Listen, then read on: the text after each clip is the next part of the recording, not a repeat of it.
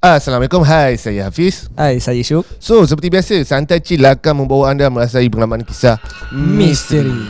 tepat pada pukul 12 malam. And then tiba-tiba Dia pun pegang tangan orang kat belakang.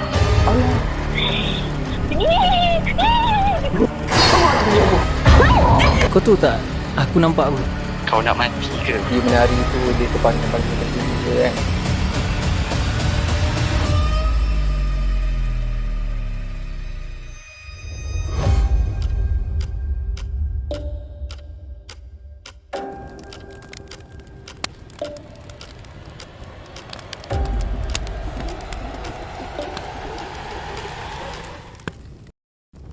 Bismillahirrahmanirrahim.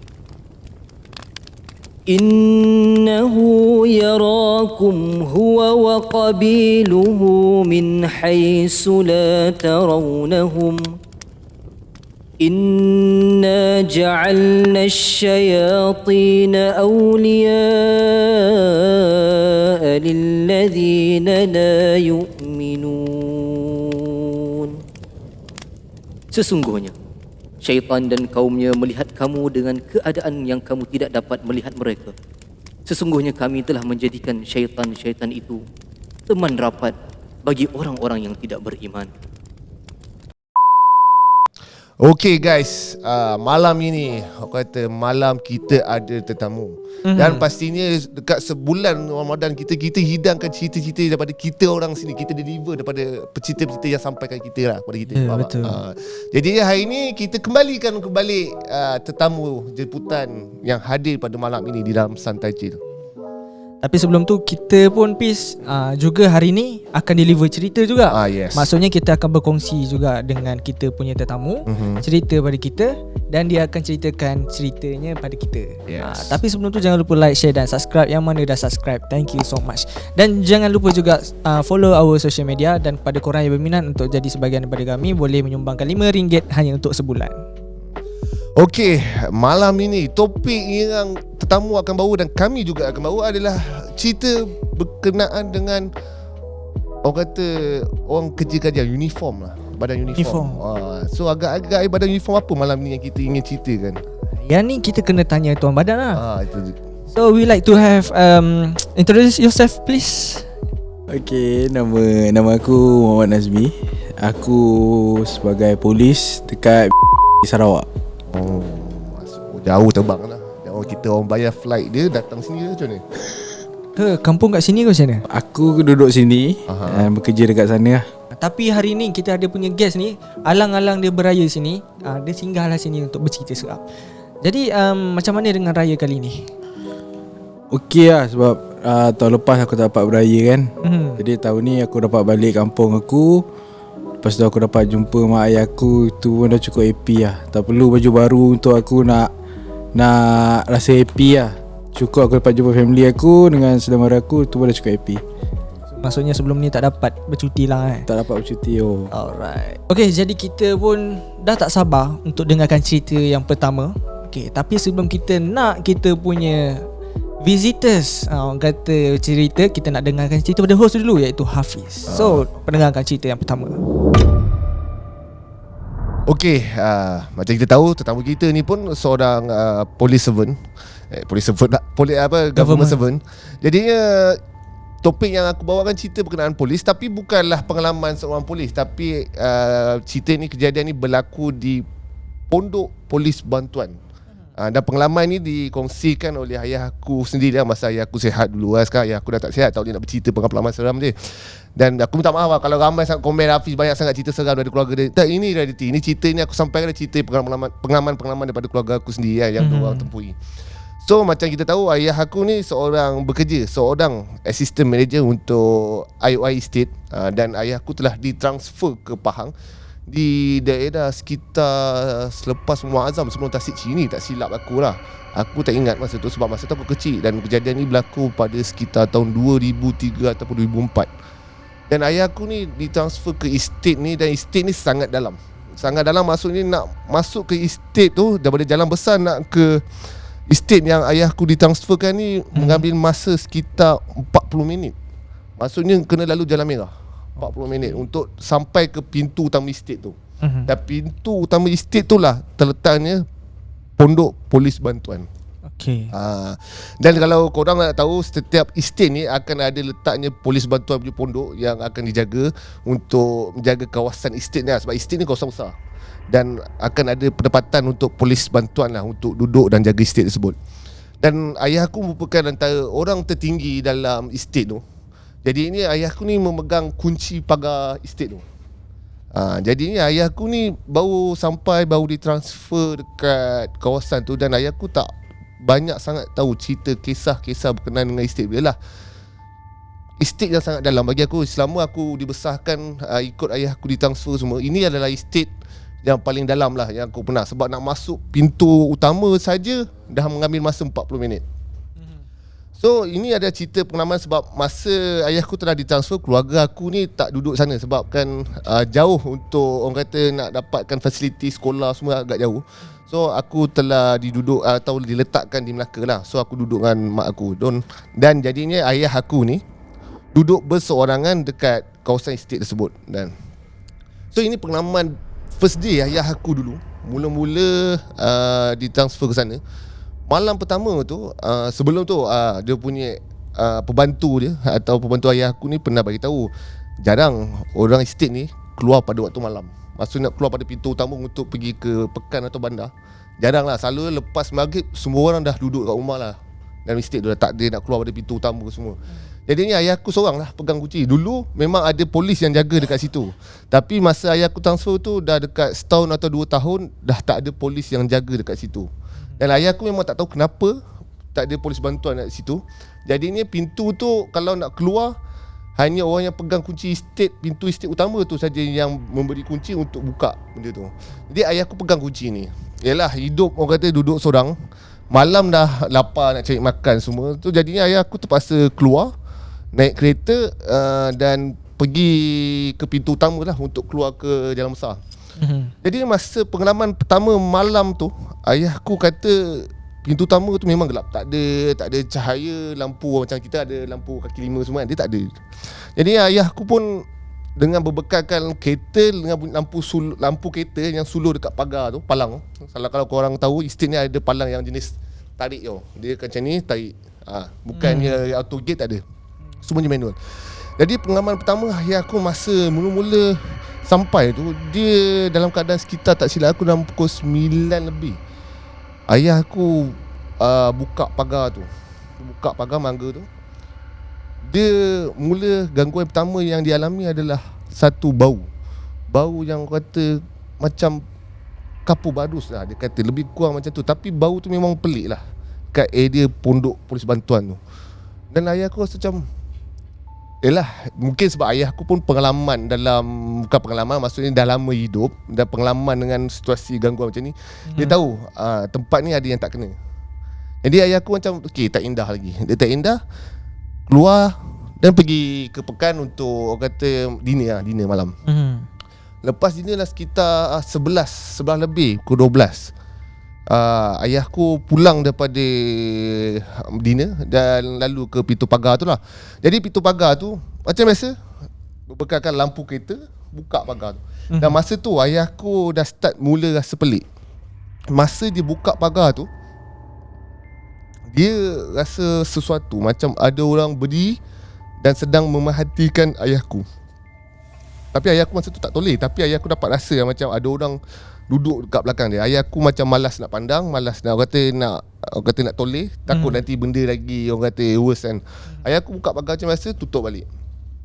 Selepas daripada tutup tu, ayahku pun pulang ke rumah. Pulang ke rumah tu lah yang ayahku tak sedar sebenarnya benda daripada pondok polis tu mengikut ayahku pulang ke rumah. Jadi masa ayahku dah balik, dah mandi semua, ayahku dah tidur. Malam tu lah dia tengah tidur, dia dengar ada orang berjalan kat bilik dia. Dia macam pelik. Macam tak sedar hati lah kan. Apa benda macam ada orang. So ayahku buka lampu, tak ada orang. Tak ada orang, jadi dia pun okey, tidur balik. Mungkin dia kata halusinasi je lah, sebab dah bertahun-tahun ayahku duduk dengan family, tiba-tiba dia terpaksa duduk seorang-seorang sebabkan jauh. So ayahku pun tidur. Tidur balik. Dan dia dengar ada orang duduk. Okay, katil ayah aku ni sebelah ni ada meja make up tau. Okay. Meja make up kan ada kursi kan. So dia dengar ada orang tarik kursi duduk sebelah dia. Ayah aku macam toleh, perasan macam ada orang kata wajah muka yang orang kata macam berdarah tapi dalam keadaan gelap. Faham tak? Okay. Tak nampak dengan jelas lah. So ayah aku macam siapa ni kan? Muka je. Ayah aku tak nak tegur, ayah aku pusing lagi. Nampak susuk tubuh lah. Nampak susuk tubuh. Tapi ayah aku tak kata muka dia macam lelaki ataupun, tapi nampak wajah dia macam berdarah. Okay, ayah aku pun toleh kaki. Tidur macam biasa. Tidur nampak, orang kata apa, rasa benda tu melintas daripada katil sini ke sini untuk kacau ayahku. Okay, ayahku pun macam ini ada benda yang ikut. Ada benda yang ikut. Dia kata dia pun baca lah ayat kursi semua. Okay, malam tu settle. Okay, ayah aku ingat mungkin lah dia terlintas ke mana daripada ayah aku ambil balik tadi. Dia tak tahu kat mana. So benda tu malam tu settle. Tak ada lagi sebang gangguan.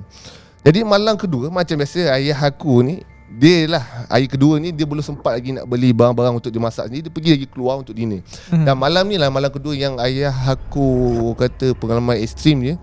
Waktu dia nak balik, masa dia pergi tu dia okey tau.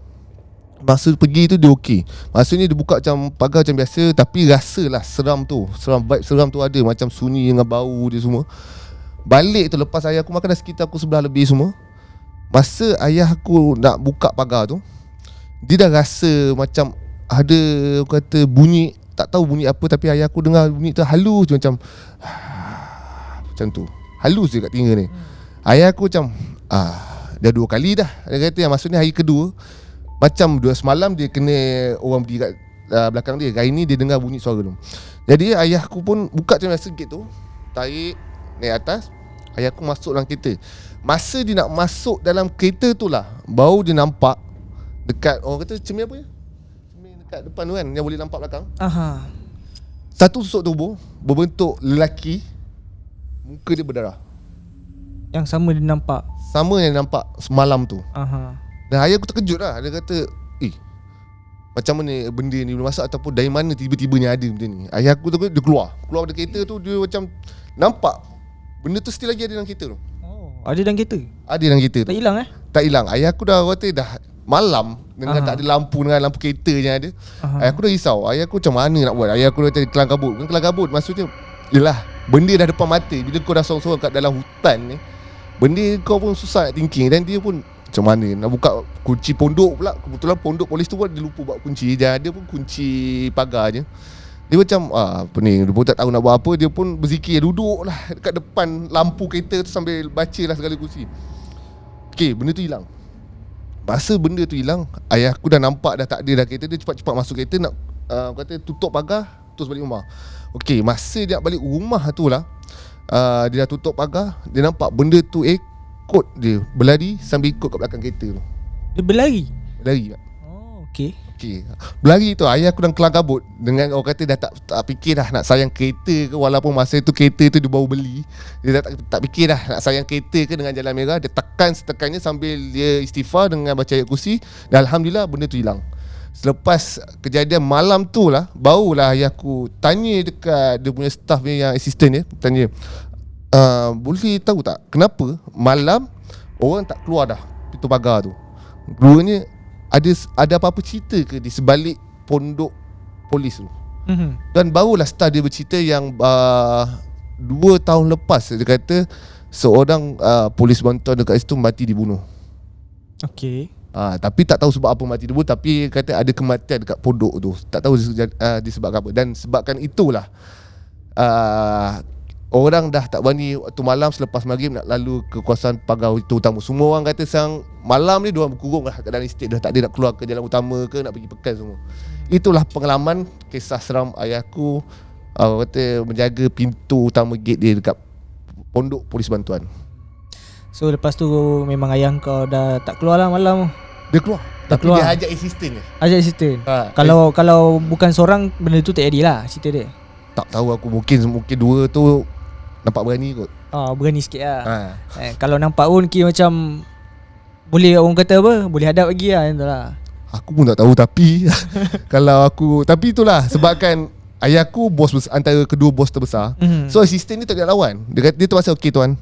Dia kena ikutlah ayahku pergi keluar juga walaupun dia Faham? keluar. Ya.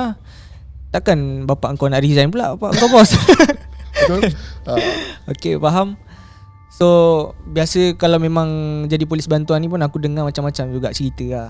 Kan? Sebelum ni pun kita dah ada macam caller-caller daripada yang bekerja sebagai polis bantuan. And memang diorang kerja pula dekat area sawit. And kena gangguan yang dahsyat-dahsyat lah. So salah seorangnya pun bapak engkau bukanlah polis bantuan, orang yang mengalami di kawasan polis bantuan kan, pos. Jadi mungkin tu tempat favourite dia kan.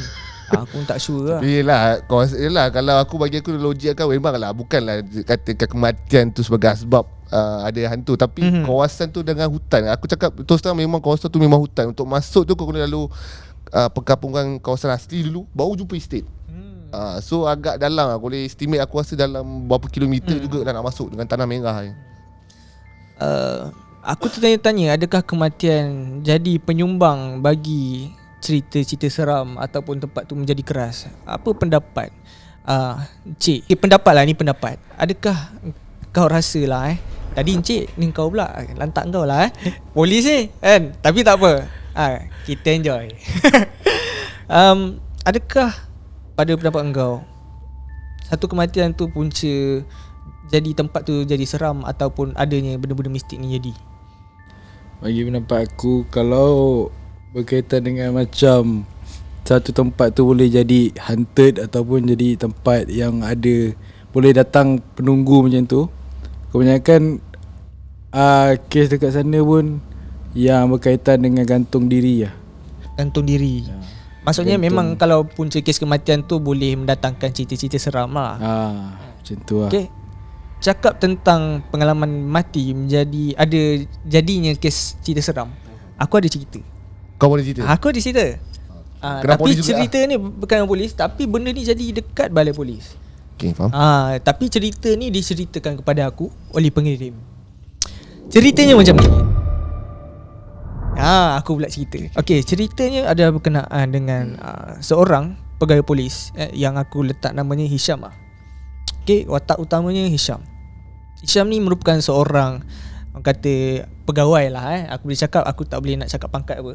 Pegawai yang mana kalau di dalam balai tu, dia ni lah in charge.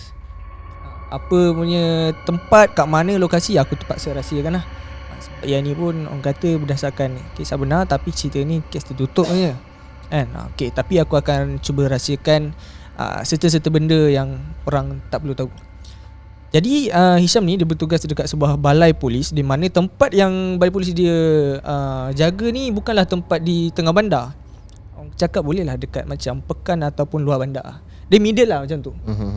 Okay, jadi si Hisham ni tak adalah pangkat tinggi sangat, tapi pegawai-pegawai yang lain dia agak macam pelik. Macam mana si Hisham ni, dia ni umpama kaya tau. Kaya ni dia tak macam polis normal yang lain, tak macam pegawai yang lain. Faham. Jadi dia macam menimbulkan syak wasangka lah. Ada yang cakap dia ni makan duit tepi lah kan. Biasa lah rasuah. Tapi aku tak cakap lah benda ni jadi kat semua polis. Tapi ini apa yang diceritakan.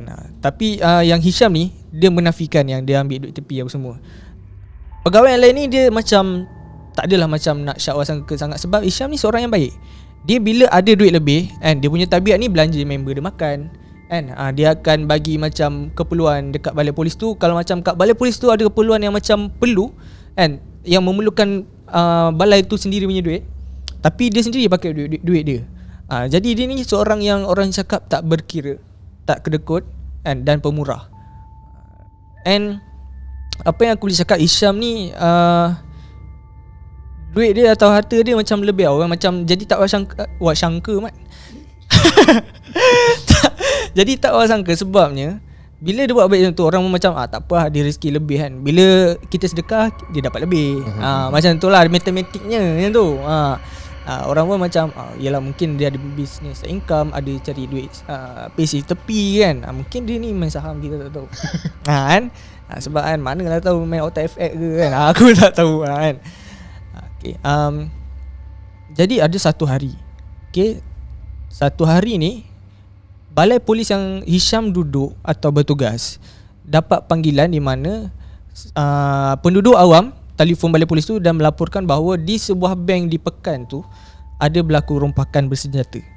Okay. Dan rompakan bersenjata tu dikabarkan ada melibatkan 4 orang yang bertopeng dan bersenjata lah. Kan? Jadi bila balai polis tu dapat call, Hisham ni masa tu tak ada.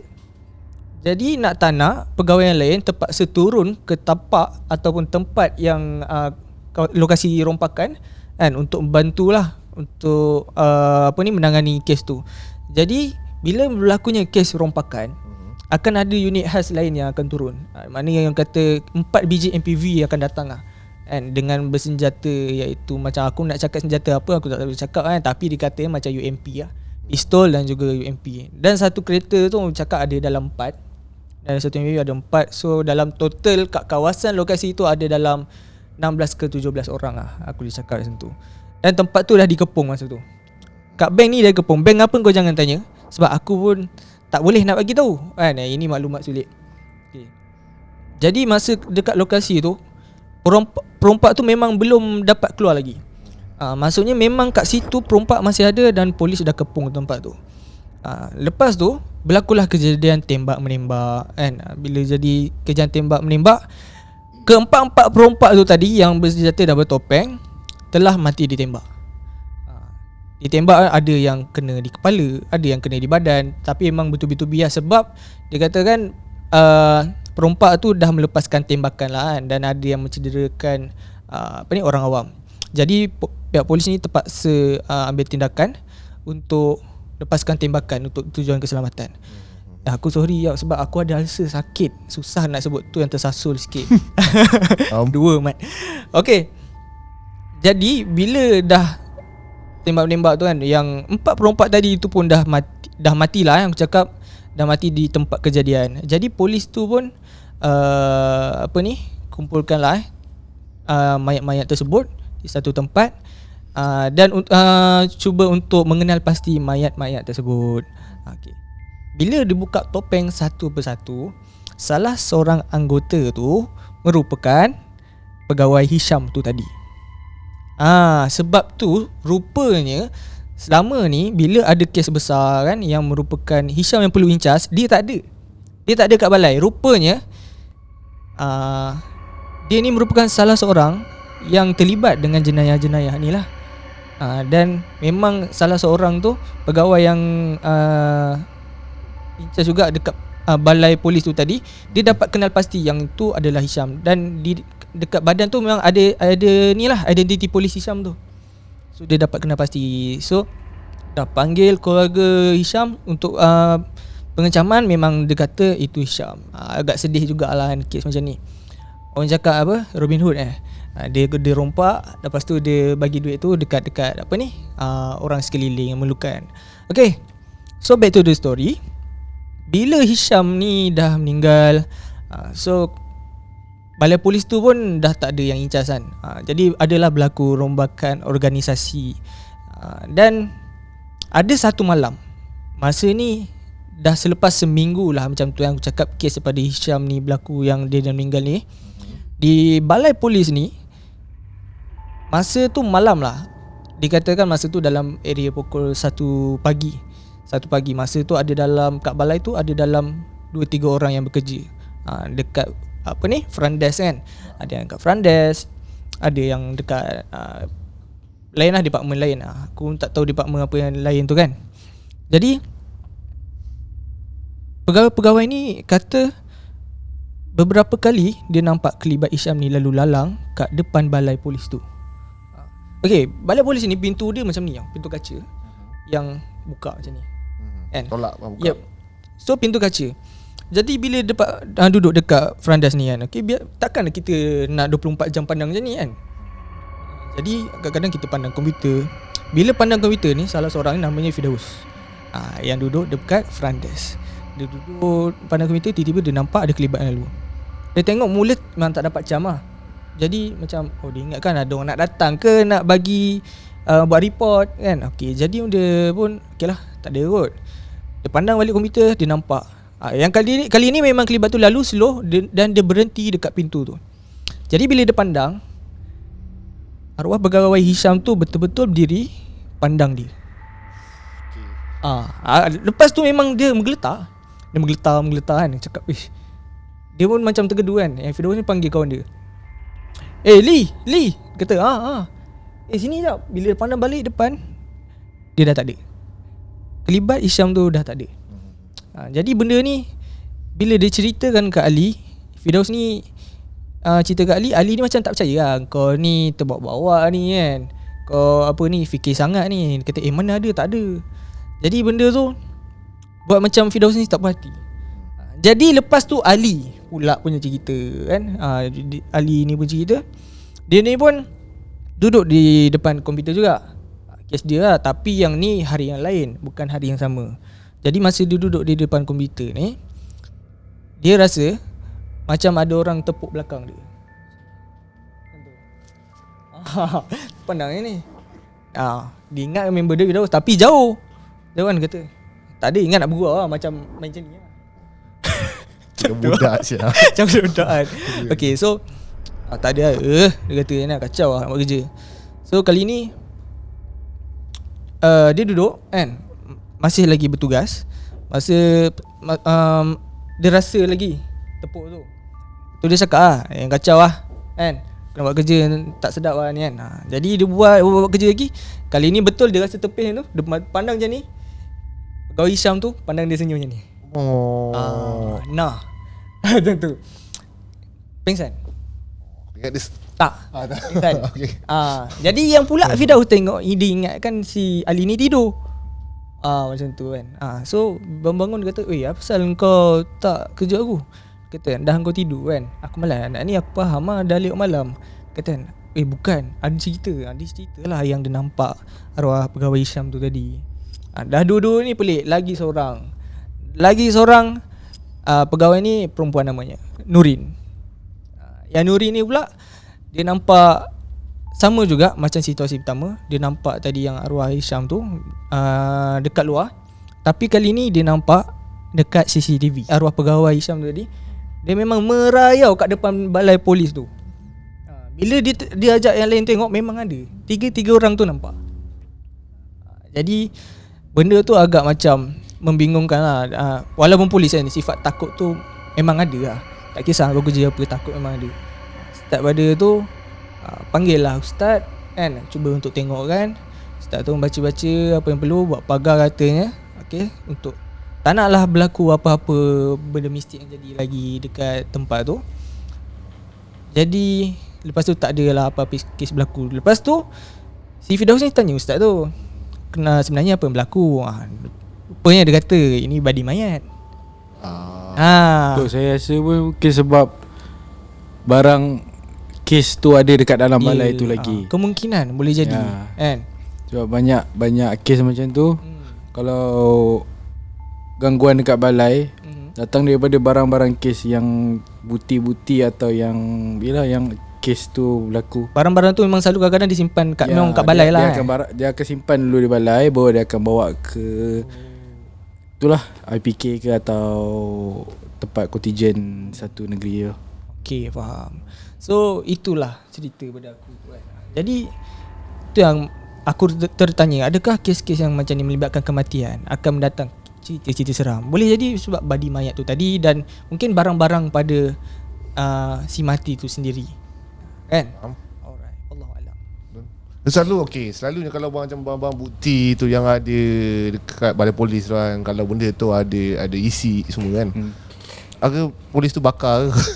Tak ada, biasa je dia akan simpan dalam berapa bulan atau ikutlah sampai akan datang ada satu semboyan ataupun pemberitahuan lah. Barang-barang exhibit tu akan dihantar ke apa nama tu, ke kontijen atau APK. Jadi APK lah pikirannya. Waktu ada satu kes, bukan satu kes lah, ada satu cerita seram yang berlaku dekat balai saya. Bukan saya lah, tapi anggota lain lah punya cerita. Waktu tengah malam, sebab bilik OCS saya, tempat barang-barang exhibit diletak. Contoh macam parang ataupun kayu yang digunakan untuk jenayah lah. Jadi barang-barang tu disimpan.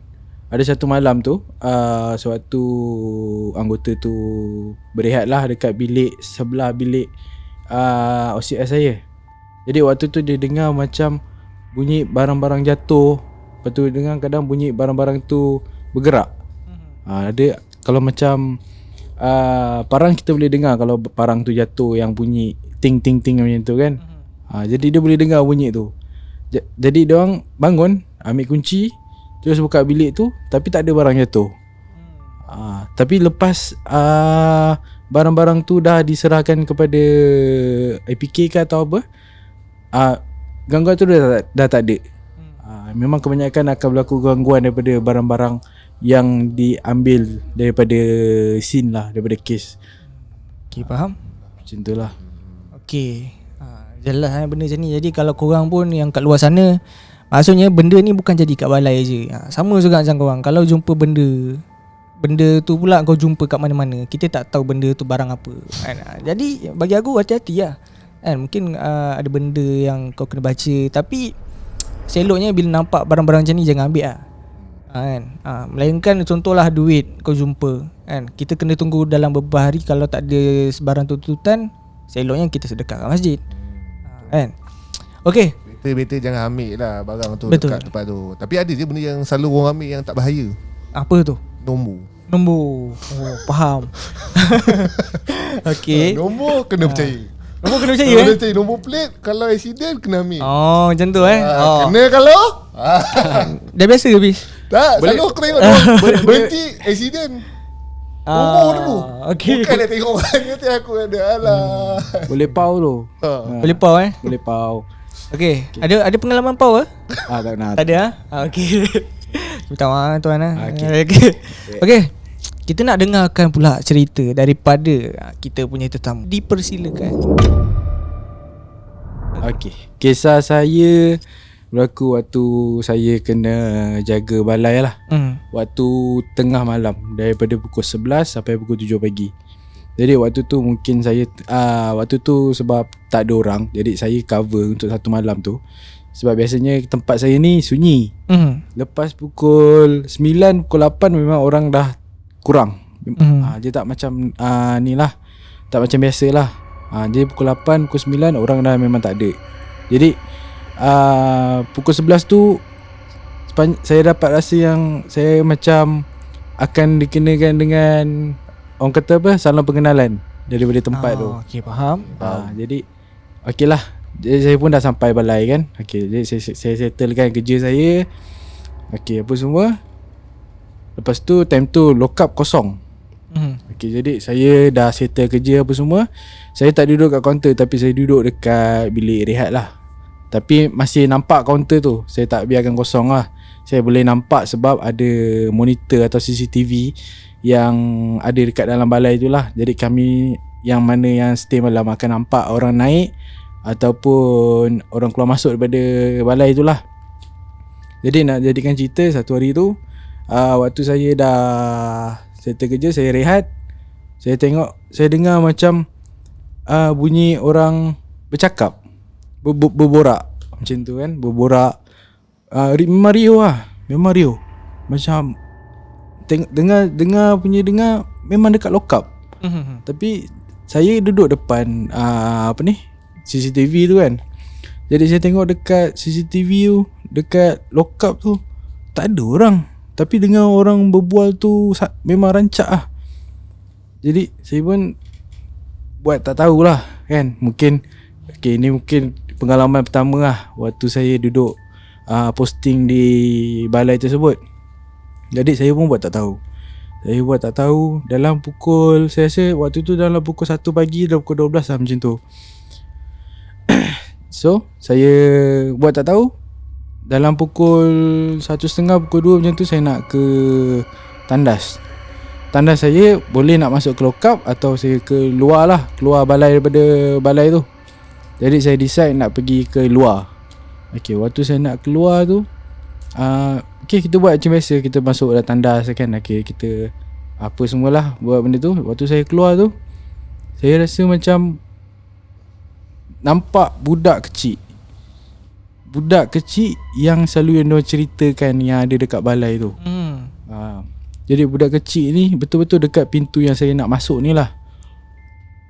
Tapi saya buat macam itulah, macam kita takkan nak lari daripada kerja, betul tak?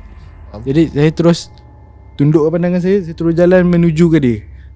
Menuju ke pintu yang saya masuk yang ada budak tu. Tapi waktu saya tunduk tu saya dah tak nampak dia. Saya harapkan macam waktu saya sampai ke situ budak tu dah tak ada lah. Jadi betul dah tak ada. Budak tu dah tak ada. Jadi saya masuk ke dalam. Terus saya duduk balik lah tempat saya duduk tadi. Nak dikatakan satu hari tu gangguan tu memang bertalu-talu lah kena. Daripada budak, daripada suara orang dalam lokap kan. Lepas tu nak menyampai ke pukul 7 tu saya rasa macam lama. Lepas saya duduk tu ada satu masa tu waktu saya rasa nak terlelap lah, dah mengantuk gila kan. Jadi tak nak macam lelap sekejap lah. Dapat lelap sekejap 5 minit pun jadi lah kan. Jadi waktu tengah mengantuk saya tutup mata. Depan saya ni pula ada 2 bilik. Bilik record dengan bilik SB lah dikatakan atau bilik komputer lah senang cakap. Jadi bilik komputer ni saya buka pintu dia luas sikit daripada bilik record ni. Saya tutup bilik komputer, saya buka lah sebab saya tutup lampu yang dekat bahagian saya duduk ni. Jadi waktu saya lampu tu terbuka, saya pandang kat situ, saya nampak macam ada kelibat. Bukan nak kata kelibat juga, memang macam senang cakap hantu bungkus yang berdiri betul tegak dekat bucu kat komputer tu. Itu saya terus tak boleh nak tahan dah lah. Sebab memang gangguan, memang dia bagi salah pengenalan, yang kau punya salah pengenalan ni. Tu terus saya Roger member, tanya dia tidur lagi ke tak. Lagipun dia akan shift pagi. Jadi dia pun on nak teman put dah sampai pukul 6, pukul 7 macam tu dia datang. Pukul 7 pun dia terima tugas. Sepanjang dalam malam tu je lah yang saya dapat pengalaman pertama saya bekerja dekat balai tu.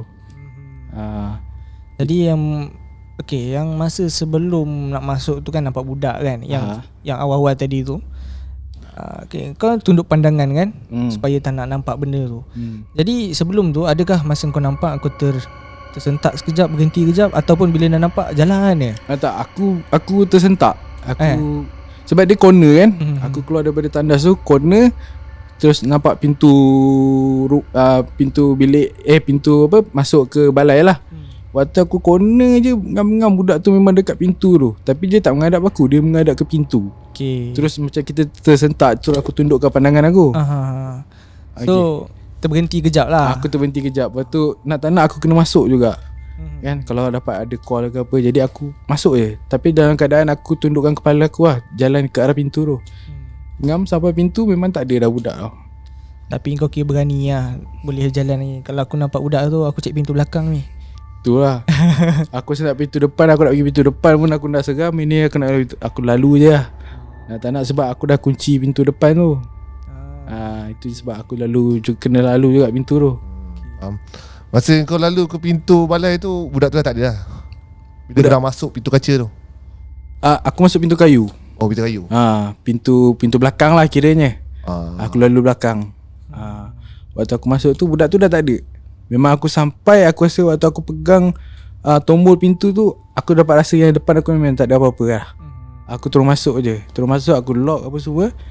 Aku duduk tempat balik lah. Yang dalam bilik berbungkus tu, kau tengok dia tengah buat apa? Typing. Tangan kena ikat mat. Aku tahu, mungkin dia tengah buka kes.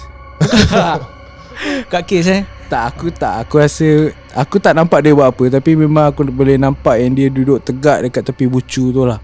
Memang pandangan aku memang, kalau aku pusing kepala memang aku nampak dia dekat ujung tu. Muka dia tak dia tak, aku tak nampak. Memang tak clear muka dia. Tapi boleh nampak susuk tubuh tu dalam bilik yang terang. Yang aku buka lampu tu, aku boleh nampak susuk tu. Dia berdiri tegak lah. Sebab tak ada. Sebab boleh dikatakan balai aku tu antara balai lama jugalah dekat kawasan aku bertugas tu. Kira balai tu ada 1001 cerita lah kalau nak dicerita kan, daripada orang-orang lama kan. Tapi itulah yang pengalaman yang aku lalui sendiri, yang aku ceritakan kat korang lah. Faham. Alright. Aku first time dengar benda bungkus kat balai ni. Aku macam tertanya-tanya, kenapa si bungkus tu duduk dekat kaunter tu, buka kes ke, buka typing ke, ataupun dia gantikan pegawai ni kan. Duduk kau duduk lepas saya tak apa, aku jaga kaunter. Boleh jadi kan. Ya. Entah mungkin adakah badi juga kes ni, kita tak tahu. Betul. Kan. Itulah. Alright. Terima kasih lah kepada kita punya pegawai sebab sudi untuk berkongsi dengan kami. Sebelum tu macam biasa kita nak ada sedikit ucapan pegawai polis yang kita jemput pada hari ni. Pegawai rendah polis. Rendah polis dia ni merendah diri namanya. Pegawai rendah polis. Sila. Okey, saya nasihatkan sepanjang saya bertugas, saya amalkan. Kalau lepas pergi ke atau jumpa dengan mayat atau bekerja dengan mayat ni, aku amalkan aku akan mandi satu badan aku. Aku sampai balai, aku akan mandikan diri aku. Sebab aku nak buang badi mayat tu. Supaya aku balik rumah, aku boleh tidur dengan nyenyak, aku akan boleh lupa bau-bau mayat yang dah 3 hari membusuk tu. Sebab kalau entahlah, itu antara aku punya cara lah. Sebab kalau kita tak buat atau kita terlampau memikirkan benda tu, bau tu akan ikut mat. Bau mayat tu boleh sampai ke rumah, boleh kita still lagi teringat boleh bau kita boleh teringat, kita boleh bau lagi mayat tu. Kalau itulah, cekalkan hati lah kalau siapa yang berminat nak bekerja sebagai polis. Tu je. Okay, macam kau dah biasa lah memang kalau bekerja dengan mayat, mandi wajib pula. Mandi badi ni untuk badi mayat ni, nak bersihkan diri tu benda wajib lah kan. Okay, macam memang dah biasa ke macam mana? Memang kau mandi kat balai ke mana? Aku ada time aku mandi kat balai. Ada time tu sebelum aku masuk rumah, kat bawah rumah aku tu ada pipe. Aku akan mandi kat situ dulu. Baju semua aku akan basuh. Okay. Adakah kau mandi sekali dengan baju ataupun ada baju tu kasing? Ada time aku mandi terus dengan baju lah. Ada time aku buka baju apa semua, seluar apa semua, aku akan rendam kat luar. Aku tak bagi bawa masuk benda tu campur dengan baju-baju lain lah. Memang aku tak buat lah benda tu. Alright. Okay. Nasihat aku tak ada macam biasa.